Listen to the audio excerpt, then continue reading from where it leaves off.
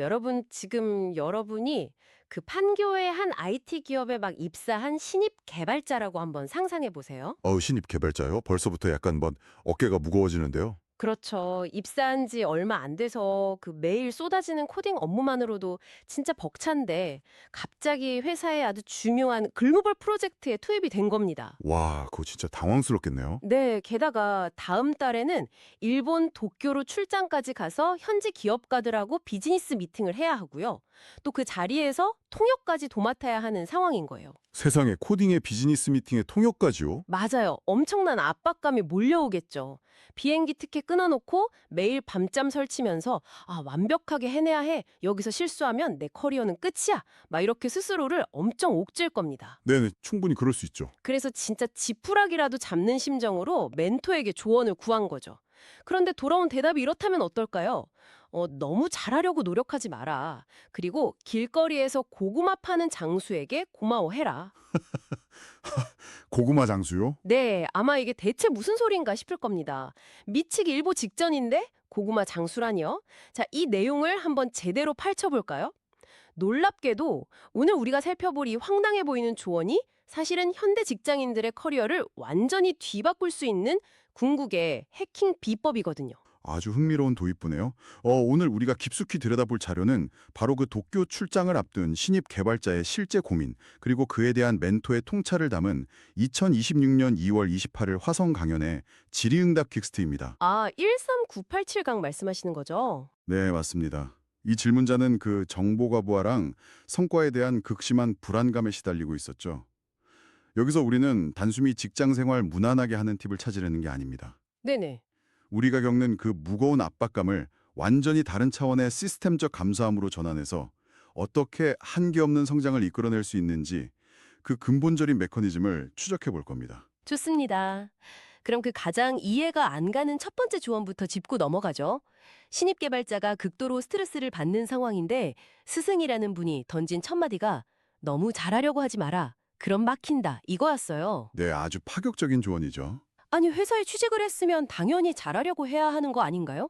막 보통 시중에 널린 자기계발서 같은 거 보면 120%를 준비해라. 내 가치는 네가 증명해라. 이렇게 압박하잖아요. 잘하지 말라는 건 그냥 대충 살라는 소리처럼 들리는데요. 표면적으로는 약간 그렇게 들릴 수 있습니다. 하지만 이 자료에서 진단하는 문제의 핵심은 노력의 양이 아니라 시야의 방향입니다. 시야의 방향이요? 네. 질문자가 왜 그렇게 극심한 압박감을 느끼고 있을까요? 그건 도쿄 출장의 성패나 글로벌 프로젝트의 결과가 온전히 나 혼자만의 능력에 달려있다고 굳게 믿기 때문입니다. 내가 코딩도 완벽하게 해야 하고 일본어도 원어민 차금해야 한다. 이렇게요? 그렇죠. 그런데 자료는 그 시야를 비틀어 버립니다. 질문자에게 이렇게 묻는 셈이죠. 네가 도쿄행 비행기를 타고 일본 현지 기업가들을 만날 수 있는 그 무대 자체가 어떻게 만들어졌는가 하고요. 무대 자체요? 네, 신입 개발자 개인이 막 땅을 파서 사무실을 짓고 혼자 자본을 모아서 도쿄행 티켓을 끊고 맨 땅에 헤딩해서 일본 기업가들을 섭외한 게 아니라는 겁니다. 듣고 보니 그러네요. 선배들이 수년간 닦아놓은 기반, 또 회사가 구축해놓은 자본과 네트워크라는 거대한 환경이 있었기 때문에 비로소 질문자가 활동할 수 있는 공간이 생겼다는 뜻이죠. 그런데 모든 걸 내 개인의 과제로 짊어지를 하니까 과부하가 걸리고 막혀버린다는 겁니다. 오, 그 말씀을 들으니까 롤플레잉 게임이 딱 떠오르네요. 어떤 부분에서요? 보통 게임을 할 때 우리는 내 캐릭터의 개인 능력치, 그러니까 그 스탯을 올리는 게 세상에서 제일 중요하다고 생각하잖아요. 내가 개발자니까 코딩 스탯을 만렙으로 찍고, 도쿄에 가니까 외국어 스탯을 끝까지 올려야만 다음 레벨로 갈 수 있다고 믿는 거죠. 네네, 아주 정확한 비유입니다. 그런데 이 자료의 논리대로라면 다음 레벨로 가기 위한 필수 스킬이 내 지능이나 민첩성 같은 개인 스탯이 아니라 완전히 숨겨진 다른 스킬이라는 거네요. 맞습니다. 그리고 자료에서는 그 숨겨진 스킬을 고마움, 즉 감사함이라고 아주 명확하게 규정합니다. 여기서 우리가 반드시 짚고 넘어가야 할 핵심이 있는데요. 어떤 거죠? 이 강연 텍스트는 고마움을 마음이 따뜻해지는 도덕적 감정이나 단순한 예의 범절 정도로 취급하지 않습니다. 고마움을 느끼는 것 그 자체가 비즈니스 세계의 완벽한 실력이라고 선언합니다. 고마움이 실력이다. 솔직히 실력이라고 하면 파이썬 코드를 얼마나 버그 없이 작성하느냐 같은 하드 스킬을 생각하게 되거든요. 마음속으로 아이고 감사합니다 하는 게 어떻게 실력이 될 수 있죠? 왜냐하면 개인의 물리적 기술만으로는 반드시 성장의 천장에 부딪히기 때문입니다. 텍스트를 보면 이 고마움을 아는 실력이 안 듣기 때문에 다음을 못 올라간다고 아주 단언하거든요. 아, 천장에 부딪힌다. 네, 아주 냉정하게 생각해보죠. 코딩 기술이나 어학 능력은 일정 수준에 도달하면 누구와 다 엇비슷해집니다. 그 이상의 차이를 만드는 건 결국 시스템을 이해하는 능력이거든요. 시스템이요? 자신에게 주어진 무대가 타인의 기여로 이루어졌음을 딱 인지하고 그것을 흡수해서 자신의 에너지로 바꾸는 시스템적 사고방식이 바로 다음 단계의 리더가 되기 위한 핵심 역량이라는 겁니다. 와, 그러니까 이 감사함의 실력이 없는 사람은 평생 실무자의 굴레에 갇혀서 혼자 아등바등하다가 소진되고 만다는 거군요. 정확합니다. 그게 이 자료의 뼈대죠. 여기서 정말 흥미로워지는 부분은요. 제가 이 자료를 보면서 진짜 소름 돋았던 부분이 하나 있거든요. 네, 어떤 부분이죠? 그 감사의 대상이 확연히 선을 넘는다는 겁니다.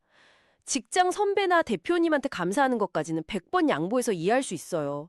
그런데 텍스트를 보면 감사의 범위가 사회로 가고 자연으로 가고 네네. 길거리에서 청소하는 어르신, 심지어 고구마 파는 장수에게까지 고마워야 한다고 나옵니다. 아니 그 판교의 최첨단 IT 기업에서 딥러닝 코드를 짜는 것과 길거리 고구마 장수가 도대체 무슨 상관이 있다는 건가요?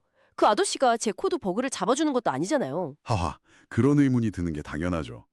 하지만 여기서 매력적인 사실은 바로 거기에 이 자료를 관통하는 가장 강력한 통찰인 0.1mm의 연결고리 개념이 숨어 있다는 겁니다. 0.1mm의 연결고리요? 네.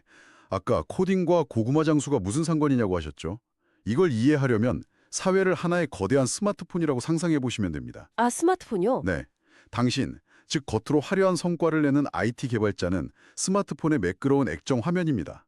모든 사람이 주목을 받고 칭찬을 듣죠. 그렇죠. 눈에 확 띄니까요. 하지만 그 액정 화면이 빛을 발하려면 기기 내부를 복잡하게 채우고 있는 눈에 보이지 않는 0.1mm의 미세한 구리선들과 반도체 칩들이 완벽하게 전류를 실어 날라주어야 합니다.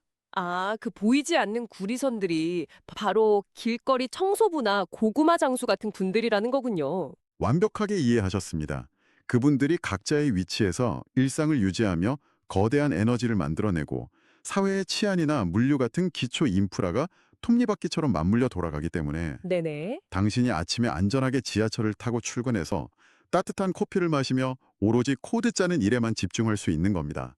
텍스트는 이 사회하고 연결이 0.1mm도 안 된 게 없다고 아주 강조해서 말합니다. 와, 단 하나의 빈틈도 없이 꽉 짜여 있다는 거네요? 그렇죠.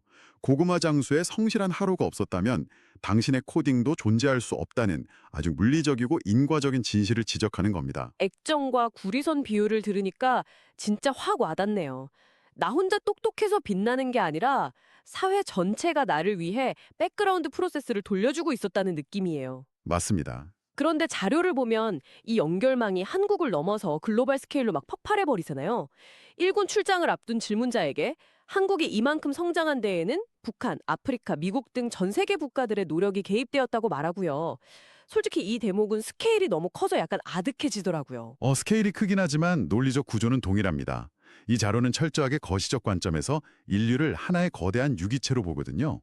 유기체로요? 네, 우리가 매일 쓰는 컴퓨터 부품의 광물은 아프리카에서 왔고 기술의 원천은 미국에서 그리고 우리가 맺는 외교적 구조는 일본 같은 주변 국가의 역사적 상호작용 속에서 형성됐잖아요. 네, 얽히고 설켜 있죠. 즉 정치적 시시비비를 떠나서 시스템 그 자체만 놓고 보면 인류 전체의 희생과 역할 교환이 있었기에 지금의 대한민국이 있고 그 덕분에 한 명의 개발자가 도쿄로 비즈니스를 하러 갈 수 있다는 겁니다. 아, 그래서 질문자에게 무조건적인 감사를 가져야 한다고 조언하는 거군요. 맞습니다. 일본 사람들이 지금 이렇게 환경을 가지고 내가 여기에 오게끔 한 것도 고맙다며 그 인프라 자체에 대해 감사하라는 시각이죠. 네, 방금 말씀하신 것처럼 어떤 정치적인 입장을 다 떠나서 순수하게 나를 둘러싼 환경이 어떻게 구축되었는가 하는 그 시스템적 사실만 직시하라는 거네요. 그렇습니다. 좋습니다. 내가 밟고 있는 이 판교의 사무실 바닥이 사실은 전 세계의 80억 인구의 에너지로 촘촘히 엮여 있다는 건 이해했어요. 그런데요, 제가 아침 9시에 출근해서 모니터에 떠 있는 에러 메시지를 보고 있으면 네, 막막하죠. 아프리카와 고구마 장수에게 감사합니다라는 이 거대한 생각이 제 코드를 한 줄도 고쳐주지 않거든요. 머리로는 알겠는데 이걸 매일매일 반복되는 실무에 어떻게 적용해야 할까요? 아주 예리한 포인트입니다. 그 우주적인 스테일의 깨달음을 당신의 모니터 앞, 책상 위로 딱 끌고 내려오는 실천적 도구가 바로 자료에 등장하는 컵 원리입니다. 아, 컵 원리. 근데 솔직히 말해서 저는 이거 읽고 약간 반발심이 좀 들었거든요. 오, 왜요? 자료를 보면 컵을 만드는데 직장에 가서 뼈 빠지게 일하고 돈 벌어서 먹고 살려고 한다면 이 생각의 질이 너무 떨어진다고 단언하잖아요. 네, 아주 강하게 말하죠. 아니 잠깐만요. 우리 다 월급 받아서 월세 내고 넷플릭스 결제하고 가끔 맛있는 오마카세 먹으려고 직장 다니는 거 아닌가요? 생존과 보상을 위해서 일하는 지극히 당연한 현실을 두고 생각의 질이 떨어진다고 하는 건 약간 너무 배부른 소리 아닌가 싶었거든요. 그렇게 느끼시는 게 당연합니다. 하지만 이 자료에서 생각의 질이 떨어진다고 표현한 것은 너는 왜 그렇게 속물적이냐 하고 도덕적으로 비난하는 데 절대 아닙니다. 아, 도덕적 비난이 아니라고요? 네, 이것은 뇌과학적이고 심리적인 성장 메커니즘에 대한 경고입니다. 메커니즘의 경고라 그게 무슨 뜻이죠? 오로지 먹고 살기 위해 일한다고 생각할 때 우리 뇌는 기본적으로 생존 모드, 즉 투쟁, 도피 반응 상태에 놓입니다. 이 상태에서는 시야가 극도로 좁아지고 당장의 위협을 피하는 데만 혈안이 되죠. 아, 시야가 좁아준다. 단지 월급을 받기 위해 컵을 만든다고 가정해 봅시다. 그 사람의 뇌는 어떻게 하면 오늘 할당량 빨리 채워서 퇴근할까, 불량품을 어떻게 숨길까, 이런 거에만 갇혀버립니다. 텍스트는 이런 좁은 시야로는 30년이 지나도 그 자리에 머물 수밖에 없다고 통찰한 겁니다. 아, 생존 모드에 갇히면 더 나은 방식을 고민할 여유가 없으니까 결국 제자리 걸음만 하게 된다는 거군요. 그럼 어떻게 해야 시야를 넓힐 수 있다는 겁니까? 그게 바로 발상의 전환, 타겟의 전환입니다. 컵을 만드는 목적을 나의 생존에서 이 컵을 쓸 사람으로 바꾸는 겁니다. 오, 타인으로요? 네, 사용자가 이 컵을 잡을 때 손목에 무리가 가지 않을까, 커피 온도가 더 오래 유지되려면 재질을 어떻게 바꿔야 할까, 이렇게 타인을 위해 고민하기 시작하면 네네. 뇌는 생존 모드에서 벗어나 공감과 창의성을 관장하는 영역을 막 활성화시킵니다. 와, 타인을 위한 서비스 모드로 전환할 때 비로소 진정한 창의력이 나온다는 거네요? 맞습니다. 이타주의가 단순한 선행이 아니라 가장 강력한 지적 트리거가 되는 거죠. 자료는 조금만 생각을 바꾸어 노력하면 3년 지나고 5년이 지나면서 창의력이 높아진다고 설명합니다. 네, 계속 질문하고 실험하게 되니까요. 결국 3에서 5년 뒤에는 단순히 컵을 조립하는 사람을 넘어 그 혁신을 인정받아 회사의 중역이나 임원으로 폭발적인 도약을 하게 된다는 것이 이 컵원리의 본질입니다. 듣고 보니 완전 뒤통수를 맞은 기분인데요. 결국 내가 회사에서 빨리 승진하고 싶으면 역설적으로 내가 어떻게 성공할까라는 집착을 버리고 내 결과물이 타인에게 어떤 도움을 줄까로 포커스를 완전히 옮겨야 한다는 거잖아요. 정확합니다. 이기적으로 성공하고 싶다면 이타적으로 일해라. 와, 진짜 기가 막힌 역설이네요. 바로 그 지점입니다. 그리고 이것을 더 큰 그림과 연결해 본다면 이 컵 원리의 스케일을 국가와 세계 단위로 확장했을 때 도달하는 궁극적인 지향점이 있습니다. 자료 후반부에 등장하는 홍익인간이라는 개념이죠. 홍익인간이요. 고조선 건국신화 배울 때나 듣던 단어인데 판교 개발자 이야기에서 이걸 다시 듣게 될 줄은 진짜 꿈에도 몰랐습니다. 낯설게 들리시겠지만 강연자는 이 개념을 현대적으로 아주 친밀하게 재해석하고 있습니다. 대한민국이 길러내고자 하는 인재상이 단순한 이타행을 넘어 사회를 널리 이롭게 하는 이광옹익을 실천하는 홍익인간 지도자라는 거죠. 잠깐만요. 이 대목에서 제가 그 신입 개발자 입경에 대해서 반론을 제기해 볼게요. 네, 해보시죠. 팀장님, 저의 이번 분기 KPI는 인류 공영과 홍익인간 정신의 실현입니다. 이렇게 보고하면 당장 미쳤냐고 쫓겨나지 않을까요? 하하, 직장인에게 인류 구원이라는 건 너무 뜬구름 잡는 얘기 아닌가요? 하하, 그렇게 거창하게 포장할 필요가 전혀 없습니다. 현대적인 용어로 번역하자면 일광공익은 철저한 개인 단위의 ESG 경영 혹은 이해관계자 자본주의의 내재화라고 볼 수 있거든요. 아, 개인 단위의 ESG요? 네, 내가 짠 코드 한 줄, 내가 도쿄에서 통역하는 미팅 하나가 단순히 우리 회사의 이번 달 매출만을 위한 것이 아니라 네네. 일본 파트너 기업의 성장, 더 나아가 양국 간의 기술 교류와 소비자들의 편익 증대라는 거대한 생태계 발전에 어떻게 기여하는가를 보는 겁니다. 오, 시야가 확 넓어지네요. 내 일의 목적좌표를 인류 공영이라는 가장 높은 곳에 딱 찍어두면 도쿄 출장에서 겪는 사소한 통역 실수 같은 건 그 거대한 과정 속의 작은 해프닝으로 여길 수 있는 엄청난 멘탈의 힘을 얻게 됩니다. 아, 목적지가 저 높은 산 정상에 있으면 눈앞에 있는 작은 돌부리에 걸려 넘어져도 그냥 훌훌 털고 일어날 수 있다는 뜻이군요. 바로 그겁니다. 그렇게 들으니까 훨씬 현실적으로 다가오네요. 그런데요, 이렇게 다 이해하고 나서도 여전히 문제가 하나 남습니다. 어떤 문제죠? 제가 아까 맨 처음에 질문했던 그 개발자라면 멘토의 이 깊은 철학을 듣고 나서 오히려 짐이 1000배는 무거워졌을 것 같거든요. 왜 그렇게 생각하시죠? 처음에는 그냥 통역 실수하면 어쩌지 정도의 걱정이었잖아요. 네, 그랬죠. 그런데 지금은 나는 고구마 장수부터 전 세계의 희생으로 이 자리에 왔으니 무조건 감사해야 하고 내일로 인류 공영에 이바지하는 홍익인간이 되어야 해. 이렇게 엄청난 사명감을 짊어지게 된 거잖아요. 아, 네. 이걸 내일 당장 실천하려고 하면 아마 압박감에 짓눌려서 도쿄 가기 전에 공항에서 쓰러질 것 같은데요. 정보가 부하가 너무 심합니다. 맞습니다. 그게 바로 지식을 머리로만 받아들였을 때 생기는 전형적인 부작용이죠. 강연자 역시 그 함정을 아주 정확히 꿰뚫어보고 있었습니다. 아, 그래요?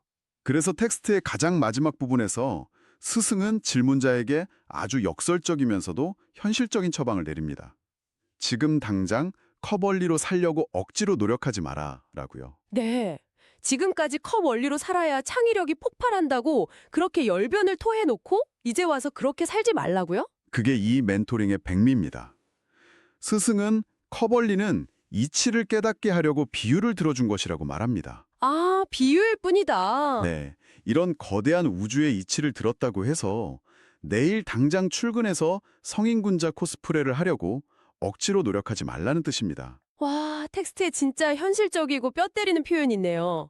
억지로 하려고 들지 말아라. 그러면 과부하가 걸린다든지 남이 보기에 이상해진다든지 한다.